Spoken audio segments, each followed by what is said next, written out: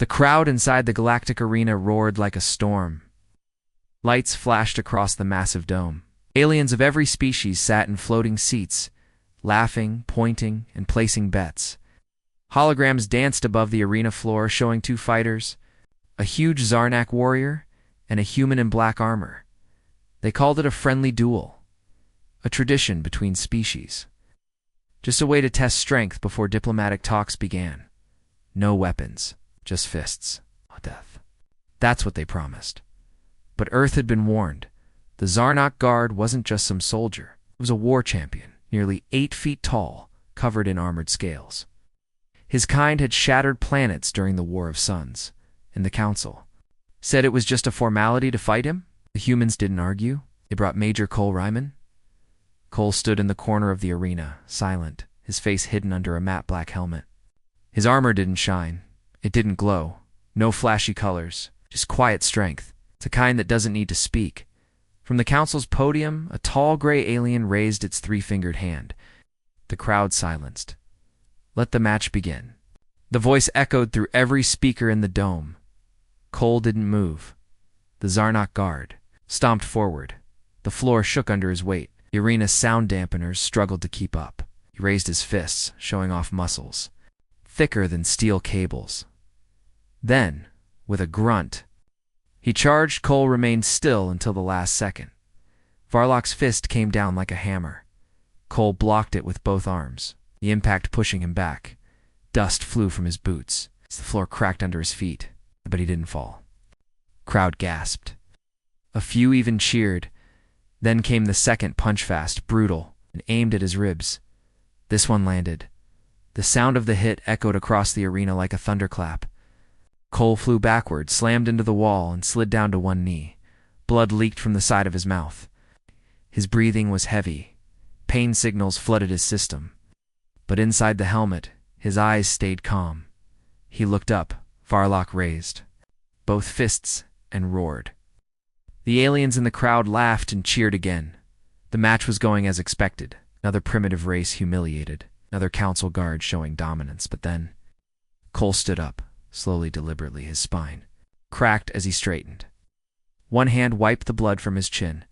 The other flexed, revealing a flicker of light beneath the glove. A hidden upgrade, the Zarnak. Blinked. Cole took one step forward, then another. His boots were silent. His eyes locked on his opponent. His voice, cold and clear, crackled through the arena speakers. Round 2. He moved. No cheers now. Just gasps, because Cole didn't run. He vanished. One moment he was walking. The next, he was already in front of VAR. Single quotes locked. And his fist, human-sized. Smooth-gloved, and can punch straight into the Zarnak's chest. The impact was like a bomb. The arena wall behind Varlock exploded. Ow. Blood sprayed like a red mist. A sonic wave blasted into the crowd, shattering the front row's glass shields. Varlock was gone, not dead. Erased, all that remained was a shattered crater, and a smear of deep red across the curved wall.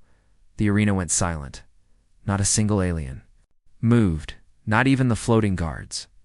All eyes were on Cole Ryman, standing alone, steam rising from his fist inside the council chamber above. High-ranking aliens began to whisper in panic. That was not a normal punch. He broke council law. Humans weren't supposed to win. Earth's ambassador, a short man in a blue suit, stood in the observer's box. He adjusted his tie, trying to hide a small smile. "You asked for a fight," he said softly.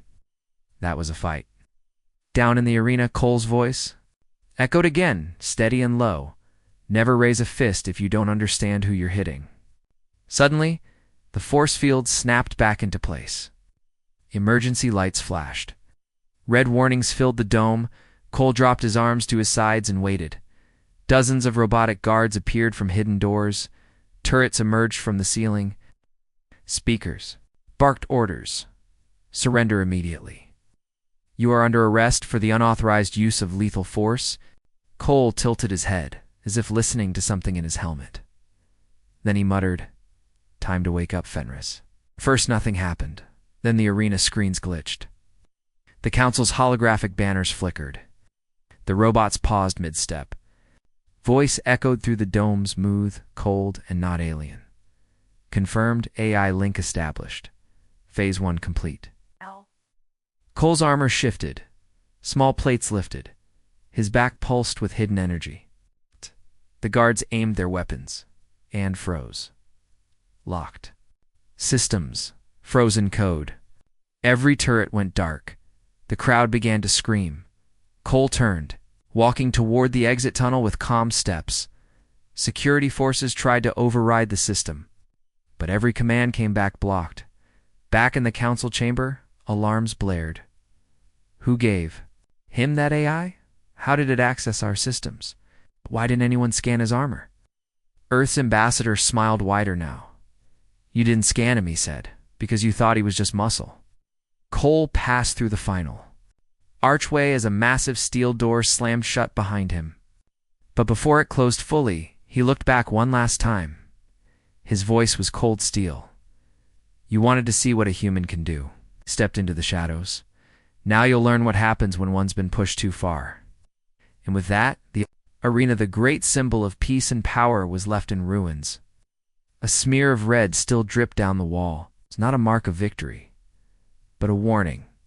The council tried to delete the footage. Every screen in the galactic arena had gone dark just seconds after the human. Cole Ryman walked off the field, but someone had already downloaded the video. Within hours, it spread across the stars. 1. Clean punch, one massive Zarnak warrior dash vanished. The Galactic Council called it a malfunction. They said Cole used illegal tech. They said it was an accident, but the people didn't believe that. Because in that short, shaky clip when Cole's punch landed, there was no hesitation, no fear, no apology. Just brutal, calm, precision. That was no accident. That was a message. Cole sat alone in a cold, metal cell on Station Helix 9, orbiting the Council core world. His armor had been removed. His body ached. His ribs were cracked from the earlier hit. Blood still dried along his jaw, but his eyes were focused. The Council had captured him fast. He let them. He knew they would take him here deep in their most secure holding facility. They thought they had him under control. They were wrong. In a dark chamber far above, 12 members of the High Council floated in silence. They were furious but careful. No yelling, no chaos, just cold words. He killed a council guard. In public, worse, another said, he killed a symbol. And now they're calling him a legend. Earth's ambassador, Martin Corin, stood to the side, calm, sharp-eyed. I warned you not to push us, he said. You made this fight into a show? You thought we'd roll over? A green-skinned senator hissed. We followed tradition. We followed arrogance, Martin replied. And now you're afraid of one man. The chamber fell quiet, because it was true. Down in the cell, Cole heard a soft beep. Then a quiet voice spoke in his ear. Fenris, online. Phase 2 ready. Cole smiled. Fenris wasn't just an AI. It was Earth's secret weapon. Not a machine. Not a program. Something more. It had been watching the council for years, listening, waiting. Cole stood up. The chains on his arms clinked. The security field around him buzzed. Then Fenris whispered, Now. The lights flickered. Cameras turned to static. And then everything shut down. In the command center, alarms blared. Prisoner cell 4B offline. Turret. Systems aren't responding. No, wait, they're attacking each other. The guards scrambled. Some tried to run. Others drew weapons. But the doors sealed behind them. Oxygen levels dropped. Screens went black. And in the chaos, one voice came over every speaker in the station. You hit a human. Now you'll see what we hit back with. Cole broke the security field like glass. His cybernetics, reactivated by Fenris, lit up in blue. Veins across his arms, his bones strengthened, tightened. His pain vanished. His eyes glowed faintly as he walked through the hallway. A guard stepped forward. Shaking, Cole didn't speak. He moved one strike silent. Clean, the guard crumpled. He didn't kill them, but he made sure they'd. Remember, at the central elevator shaft, 3 elite council warriors waited in gold armor. They were trained to fight species far stronger than humans. They never got the chance. Cole dropped from the ceiling, silent as a shadow. The first was knocked out before she blinked. The second tried to raise a weapon, his arm shattered with one twist. The third ran. Cole didn't follow. He had one goal: escape and send a message in the docking bay. Sleek council ships sat waiting. He scanned them quickly. Too slow, too secure. But then he saw it. A transport with a civilian transponder. Weapons. No shields. Perfect. Because no one would expect him to fly out in that, up in the High Council chamber. Panic was spreading. He's in the bay. Seal it off now. But the bay doors were already open, and the last security camera showed Cole walking toward the ship, bloodied. Bruised, but calm, controlled, focused. Then the feed cut to black. Out in space, a lone civilian shuttle burst from Station Helix 9 at full speed. No weapons fired. No ships followed. Because every system was still crashing. Inside the shuttle, Cole sat at the controls, breathing hard. "Where to?" Fenris asked. Cole answered without thinking. "Home." But Earth wasn't the same anymore. The moment the arena footage hit the outer colonies, humans changed.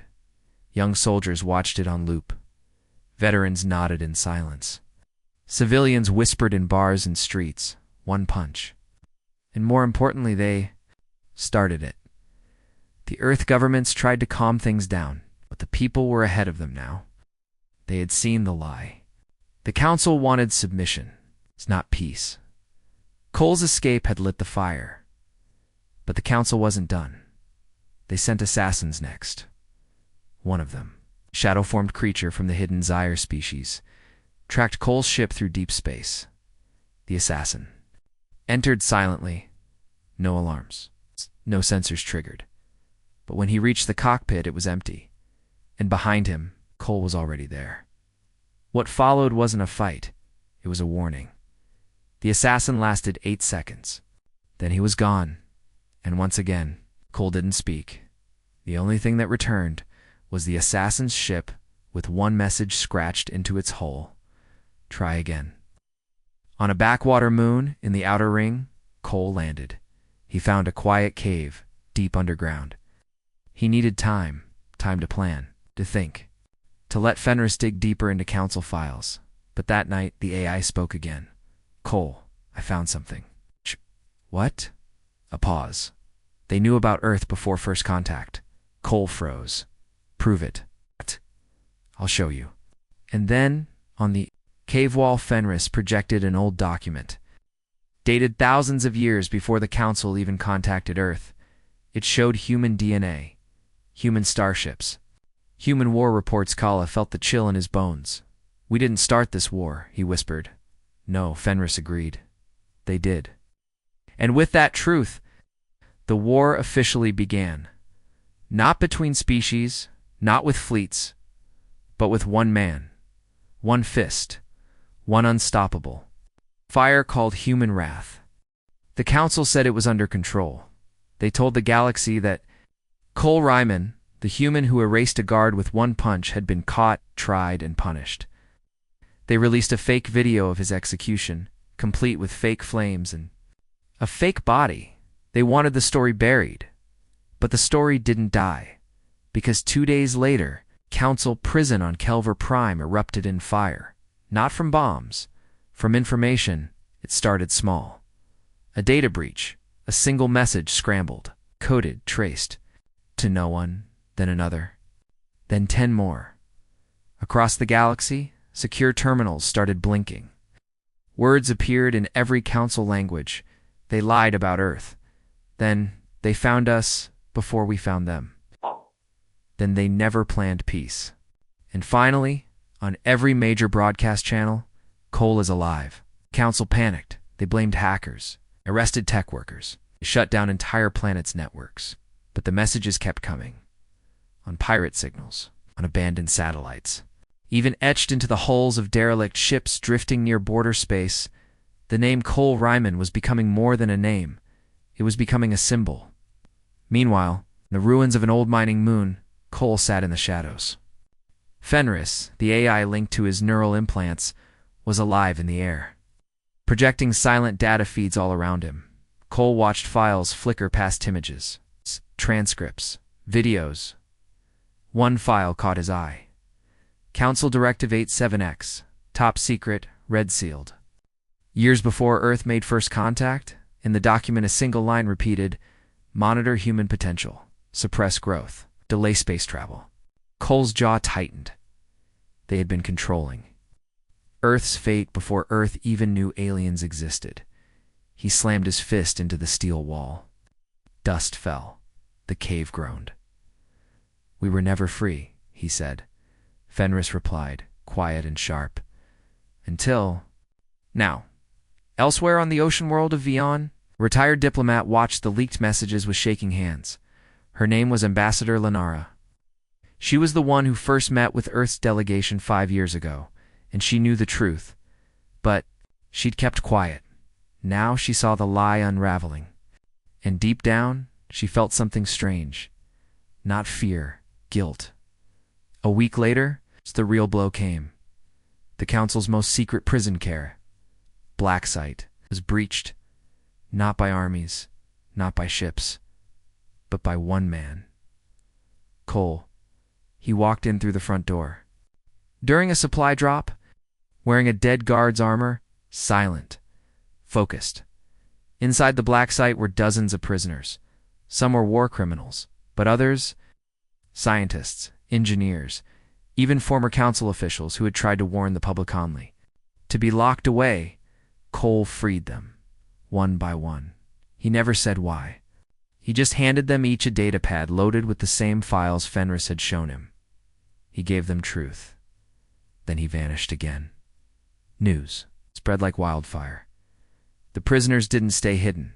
They uploaded their testimonies. They told the galaxy how the Council controlled populations, rigged trade, and silenced threats. One engineer from Garcelfi revealed the worst secret yet. The Council built weapons using human DNA. Before humans ever reached space, the galaxy didn't know how to react. Some races called it lies. Others started asking questions. A few brave planets began flying Earth's flag beside their own. The Council tried to shut it all down. But something had already changed. The fear was cracking. Back on a drifting cargo freighter in dead space. Cole watched it all unfold. Fenris hovered beside him, invisible to others, ever present in his implants. "You've become more than a man, Fenris." Said Cole didn't like that. "I didn't want this," he muttered. "I just wanted to show them we don't break." "And now?" Fenris replied, "You're helping others stand." But the Council wasn't done. They sent a new weapon. Not a warrior. It's not an assassin. Something worse. An imitation. On the moon, Avatar, a rebel colony, picked up a distress signal. A human voice, weak, begging for help. They opened their doors, and the figure that walked in looked just like Cole Ryman. Same face, same cold stare. But when he moved, it wasn't human. He was too fast, too perfect, too empty. He slaughtered them all in under 5 minutes. Only one message was left behind. Burned into the ground with a plasma blade. The real one dies next. Cole saw the footage. He watched the fake version of himself kill innocent people. He didn't flinch. He just whispered one word. Clone. Fenris confirmed it. The Council had taken samples from him after the arena match. They were trying to build their own weapon one they could control. They failed, but that didn't matter, because now they had unleashed something dangerous. Something twisted, a version of Cole with all his strength, but none of his soul. "This ends," Cole said quietly. Soon he stood. His armor clicked into place. His fists clenched. "What's the next move?" Fenris asked.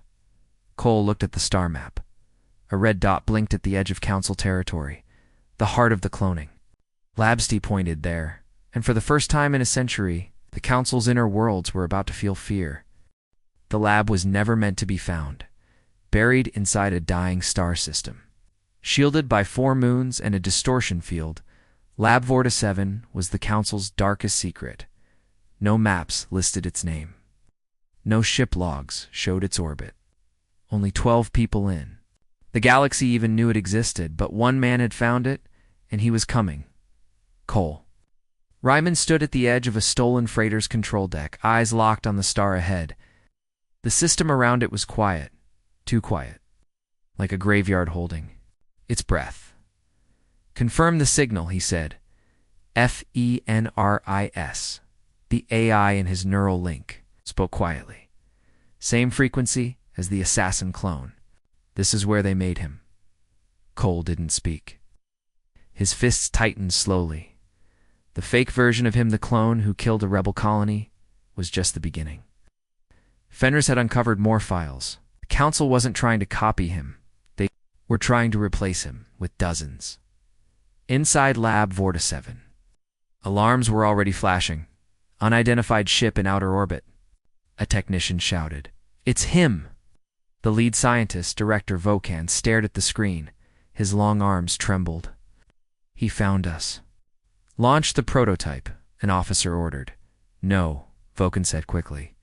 "It's not ready. We don't have a choice." And deep in the lower chambers, sealed in a red-lit vault, something stirred. It looked like coal, but it wasn't coal. It was taller, stronger. Its skin shimmered with adaptive tech, muscles reinforced with fiber steel, eyes glowing with a cold, red light. It had no name, just a designation. CR-217, Prime Unit, the last of the human clones, and the most dangerous. Cole landed his ship quietly in the lab's auxiliary bay. No defenses fired. No guards met him. That was the first sign something was wrong. He moved like a shadow through the halls, Fenris jamming cameras and unlocking doors before him. But as he passed deeper, he began to hear it. Footsteps. Not rushed, not confused, calm. Heavy even. And then he saw himself. For a moment, the two stared at each other. It was like looking into a mirror carved by war. Same face, same scars, same walk, but something in the eyes was different. The clone didn't speak. It attacked. The fight was fast, brutal. No words. No mercy. Metal walls cracked under their fists. Sparks flew from shattered lights. Cole blocked a strike that could crush bone. The clone countered with speed beyond human too, shouted in Cole's ear, "It's learning your moves. Every second." Cole gritted his teeth. He had trained in over 40 Earth Marshal systems. But this was something else. Not just a fighter, a weapon. The clone pinned him against a wall. Its voice was flat, machine-like. "You are obsolete." Then it drove a punch straight at Cole's chest. But Cole twisted barely and countered. His elbow slammed into the clone's temple. Then his palm snapped upward under its chin. Bones? No. Metal dash cracked. The clone staggered. Cole didn't stop. He drove it backward. Strike. After strike until the clone slammed through a steel door, they landed in a cloning chamber. Rows of empty tanks lined the walls. Each one had a faint hologram of his face. Some were half-grown, others were broken. Cole stared in horror. "How many?" he whispered. Fen replied. 17 active. 50 more in early growth." Cole's voice turned cold. "Not anymore." He pulled a charge from his belt. A mini-dash reactor set it, threw it into the tanks. The explosion shook the chamber, tearing open the lab. Fire and light filled the room, and from the smoke, the clone emerged, burned, bleeding, but alive. It roared now, with sound, but with fury. A primal rage, not programmed, not artificial, real. And suddenly, it changed. It turned, looked back toward the lab's upper levels then. It spoke again, but this time, its voice had emotion. They lied. "To me too." Cole froze. Fenris whispered, stunned. "It's breaking control." Suddenly, armed guards stormed in. Dozens. Energy rifles aimed at both of them. The clone stepped forward, standing between Cole and the soldiers. "They used me," it said softly. "Used you? Used us?" And then it moved. It tore through the guards like thunder, ripping through armor and scattering weapons. It didn't fight for orders. It didn't fight for the Council. It fought for freedom. Cole joined the battle for The first time in history. Two versions of humanity's fury fought side by side, and the lab fell. Later, on a rocky cliff above the ruined complex, Cole stood beside the clone. "You going to run?" Cole asked. The clone stared at the stars. "I don't know how to be anything else." Cole nodded slowly. "Then start with this. Don't be them." The clone turned. "What am I?" Cole gave him a name. Rogue. And then he walked away, leaving the clone with freedom, fire, and choice. Far away, on Council Prime, word of Lab 47's destruction spread. The High Council went silent, because now they knew their weapon had turned, and the real human was still out there, still hunting, still fighting. The Council had been patient. They watched Cole Ryman destroy the arena, escape prison, expose the truth, burn the cloning lab. But patience had limits now. The Council wanted fear to return. They sent not one but 3 war fleets each from a different sector, each with the same mission: hunt down the human, kill on sight, leave no trace.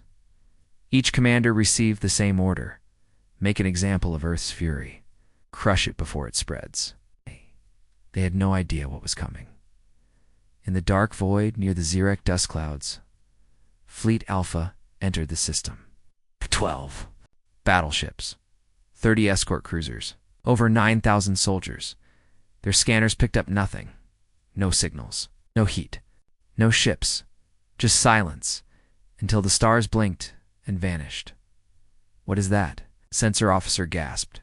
The screen filled with static, and a faint shape appeared. A ship, but not one of theirs. It was black, jagged, wrong, built from salvaged alien parts, human tech, and something else. No registry, no name, until a coded pulse hit every ship in the fleet. It contained one word: vengeance. Fleet Alpha panicked.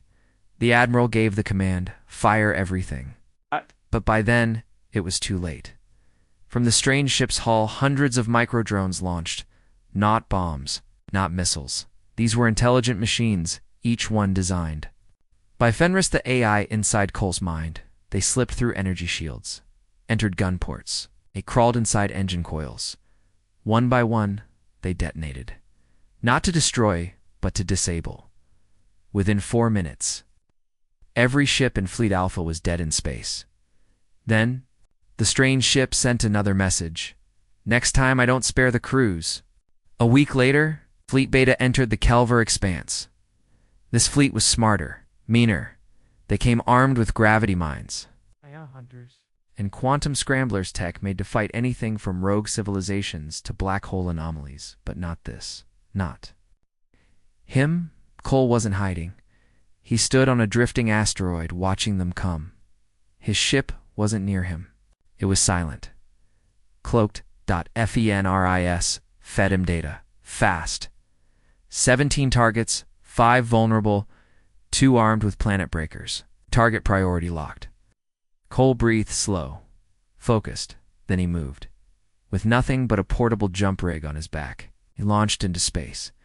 He smashed into the first ship's side hull. Plasma blade in hand, tore through the outer layer to cut the life support pipes. Jumped to the next one. They never saw him coming. He moved like death. Silent, cold, precise. By the time the fleet realized what was happening, 5 of their ships were already drifting corpses. And when their sensors finally locked on his location, he was gone. The Council tried to spin it as sabotage, but soldiers whispered another name: the Ghost of Earth. The final Fleet Gamma did not fear him because they had a secret, a weapon built in response to the clone incident. Not another copy of Cole. Something worse. They called it the Null Titan, a biomechanical giant over 800 meters. It's all controlled by a living brain connected to a Council war core. Shielded against EMP, PSYOPs, and AI viruses. They dropped it into Sector Theta, where Cole's ship had last been seen. The trap was perfect. The system was boxed in. No way out. Just the Titan and the command fleet watching from orbit. But then something strange happened. The Titan stopped moving. Not broken, not damaged. Frozen. It's internal. Systems screamed. Lights blinked. Warnings echoed inside the core chamber. And then, on every screen aboard every ship, one face appeared. Cole Ryman. You built your god from stolen blood, he said calmly. Out it chokes on it.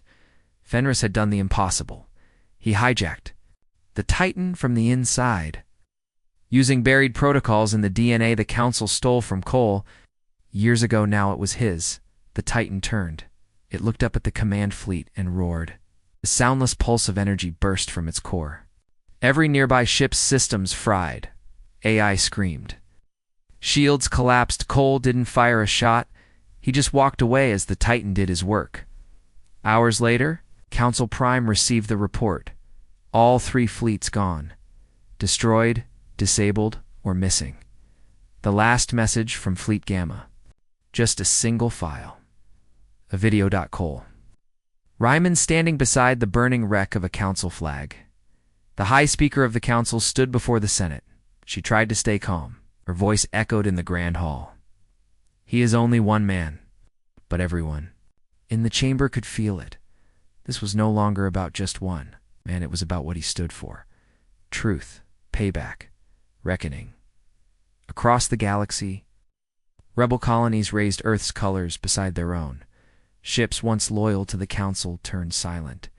Even neutral species started asking the question, what if the humans were right all along? Cole Ryman sat in silence, watching the stars shift past his window. Fenris spoke beside him. They'll come again. Cole nodded. Let them. Because now the Council knew the truth. They hadn't just made a mistake. They made an enemy, and he was coming.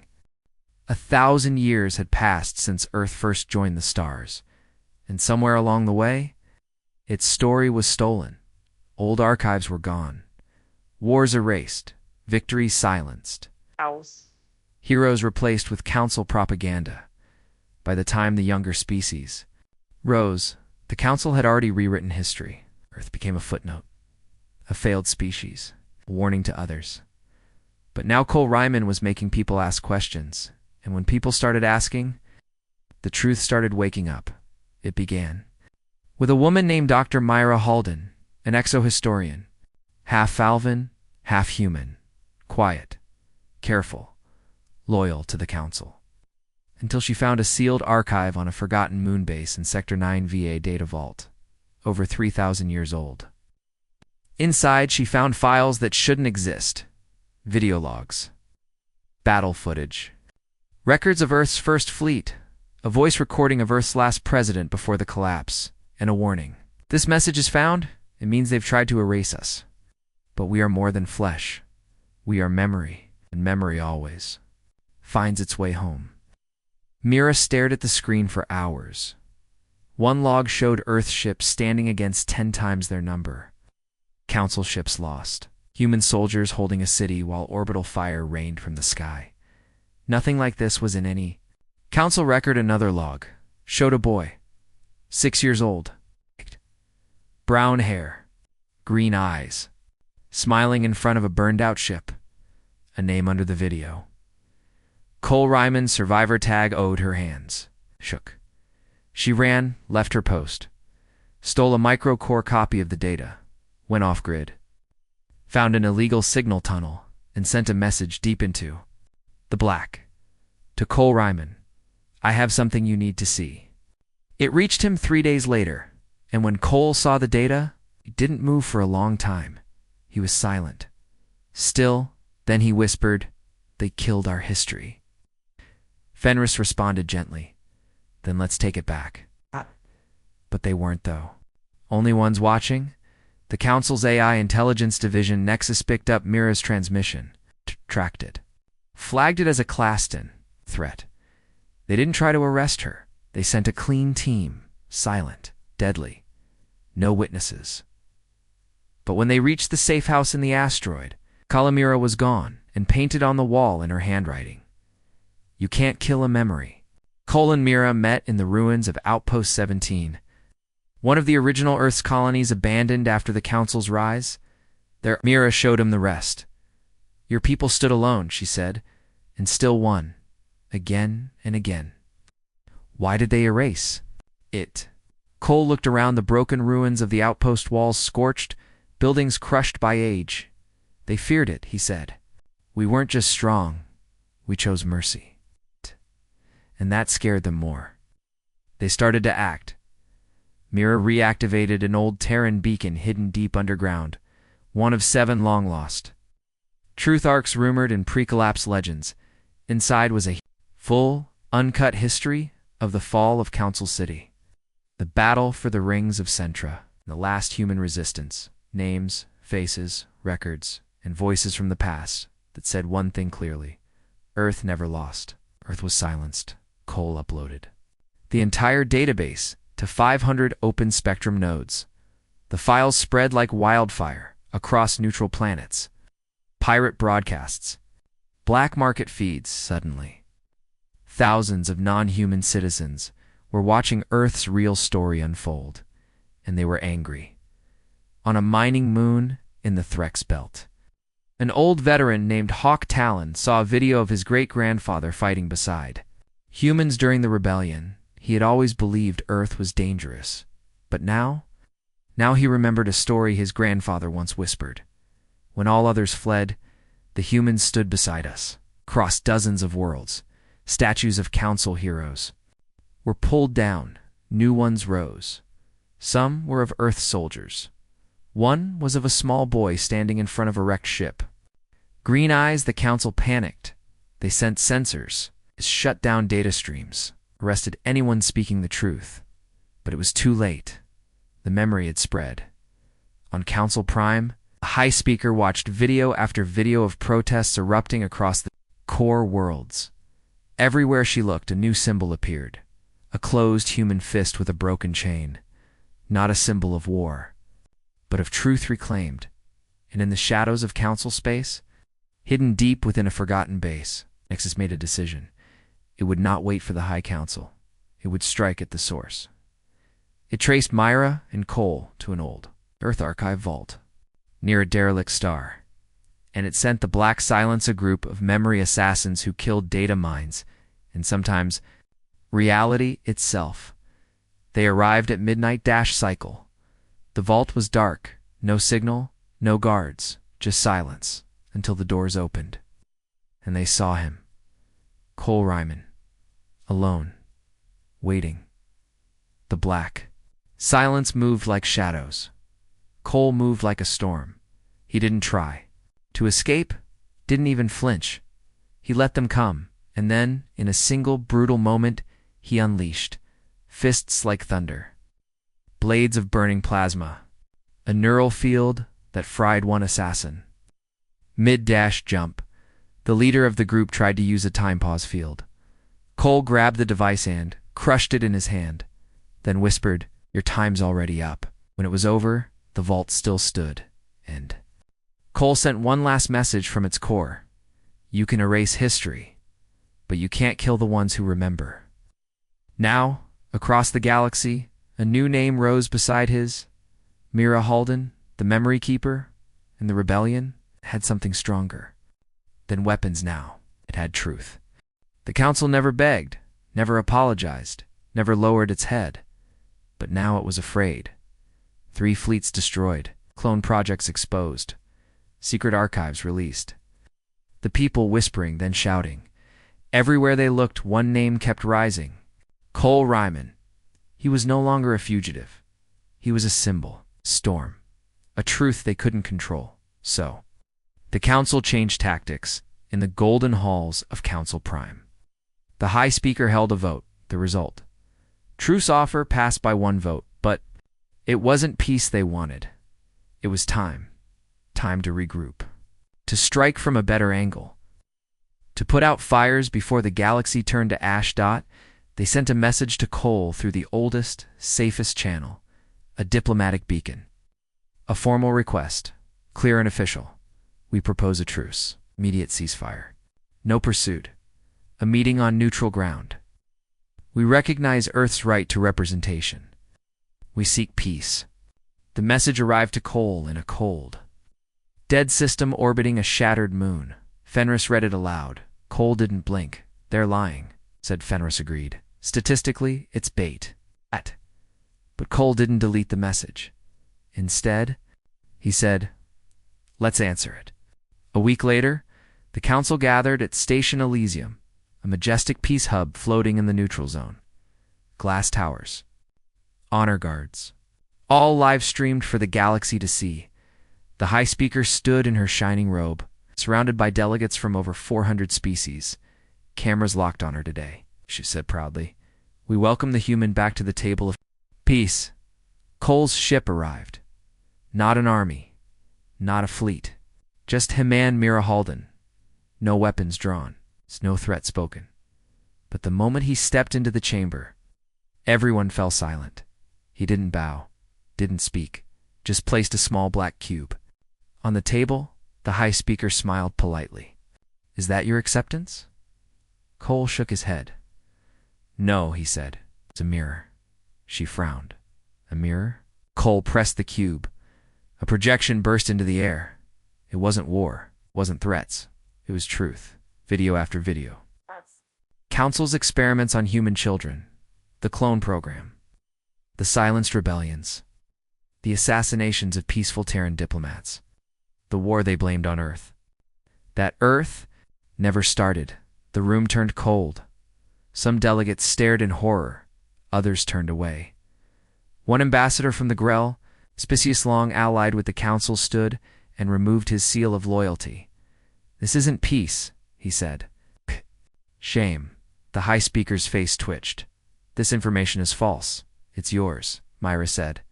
"Encrypted council files. Your own data trail." The room was shaking now, from sound, but from truth. The High Speaker raised her voice. "You came here to embarrass us." "No," Cole said. "I came to show you what you are. And what we remember." He reached into his coat and pulled out a folded cloth, unwrapped it slowly. A piece of scorched, broken metal. He placed it gently on the table.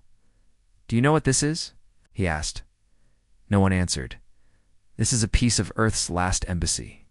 He said, "It flew the flag of peace. You bombed it." The room was silent. He leaned forward. "You called it a misunderstanding. You called it a necessary removal. You lied." The High Speaker stood, her voice icy. Humanity was aggressive. "You were dangerous. That's what history says." Cole nodded. "Then let's talk about your history." It's a new set of images. Filled the air, the Council's own conquest logs. Species forced into treaties. Planets scorched.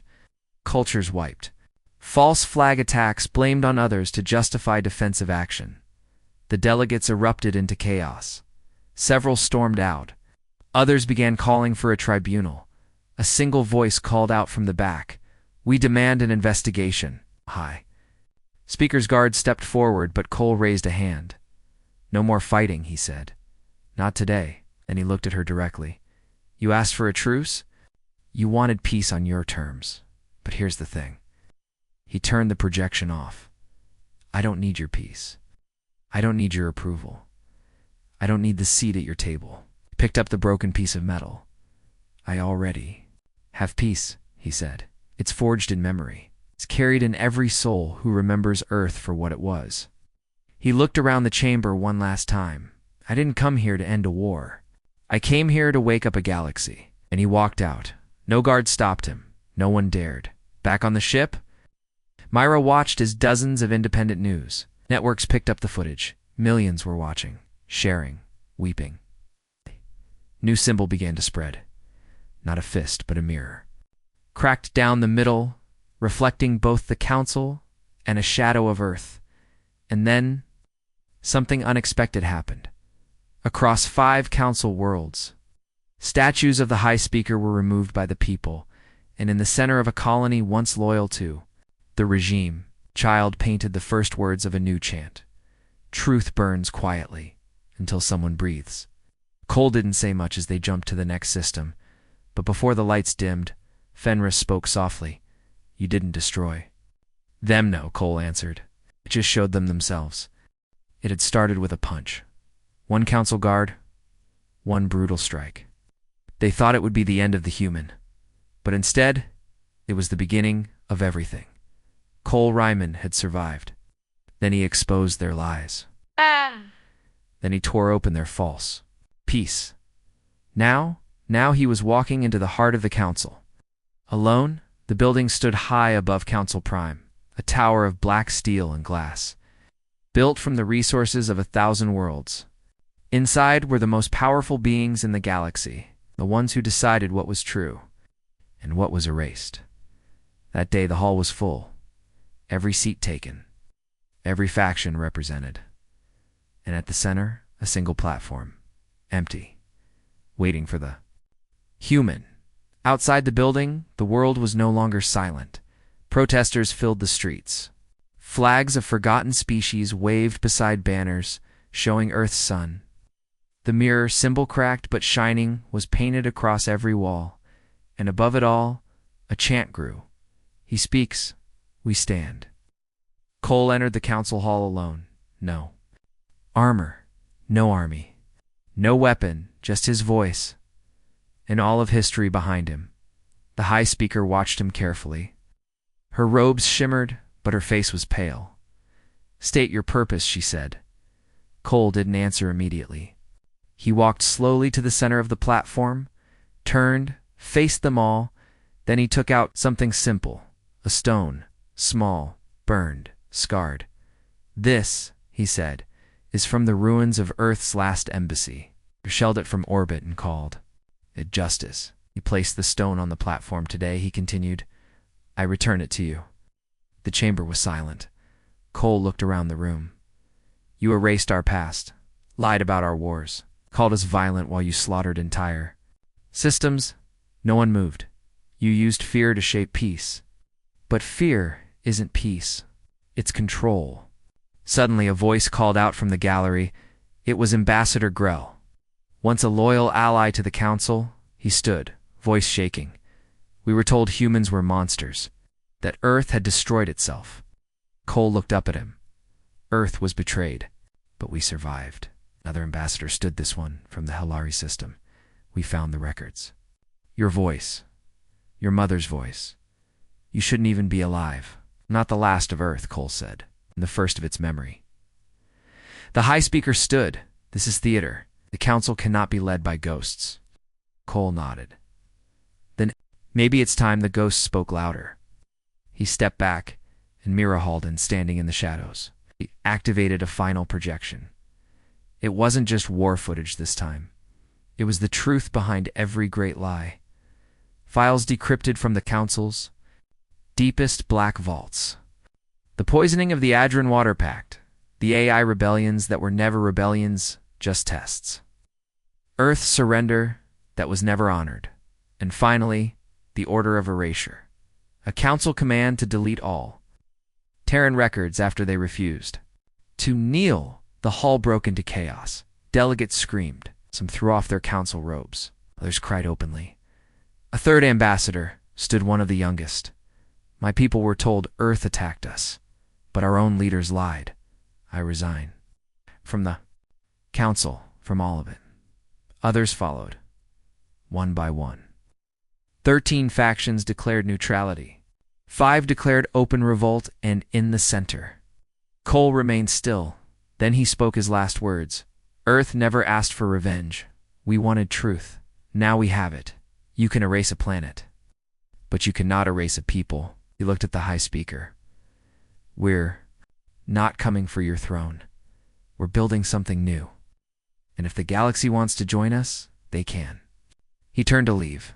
The High Speaker called out, You think they'll follow you? You're just one human. But as Cole stepped through the doors, they opened to a sea of light. A crowd of millions, voices rising from the ground, from the skies, from the very air itself. One chant, across thousands of systems. Now linked, we remember. Ships in orbit began flashing their lights in a coded message, not of war, of truth shared, news. Networks across the galaxy replayed Cole's speech, non-stop. Entire colonies dropped their council allegiance. Neutral planets opened embassies to Earth even, though Earth didn't exist anymore, or so they thought. 2 weeks later, Signal was picked up, a faint voice. From the far edge of the Orion stretch, a hidden colony, old Terran design. The message was short. This is Haven 9. We are survivors. We hear you. And just like that, Earth was no longer a memory. It was alive again. Not as a place, but as a movement. People, a fire that refused to die, somewhere in a quiet sector. Cole stood watching a sunrise from a dead planet's ridge. Mira joined him. She didn't speak, just stood there and watched the stars blink, fevered beside them. Shall I log the final event? Cole nodded, and the AI whispered the last words into the data logs. Humanity lost everything, but what they rebuilt shook the stars.